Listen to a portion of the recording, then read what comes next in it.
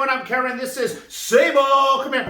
Sable the double dog. And we want to do a video. We're about to go on our walk. And she stopped me and said, hey, let's do a video about my dog hair and my stinkiness. I said, perfect. So, if you're thinking ever about selling your house, before putting your house on the market, you should always have somebody walk in and do a smell. Smell the house. Make sure that it doesn't smell like dog. Come here, baby.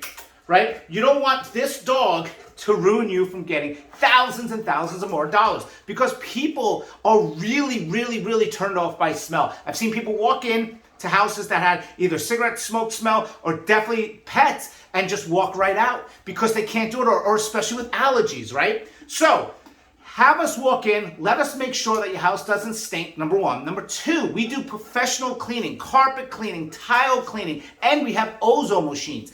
That doesn't cost you anything. We don't charge the client anything. So we can get in there, get the house deep cleaned, right? Look at this. Get the hair out of there and get the ozone machine. So when you're doing the open houses or just showing, so you don't have a smell of the dog or the cat or whatever the case may be. And the good thing too is then when you move out, right before the walkthrough, we can do a deep clean for the house as well. So education, me and Sable, we want to let you know that sometimes the stinky dogs, you as an owner, me too, don't smell them. It's important to get the smells out of the house, even in this market. So any questions you have, let us know. Talk to you soon.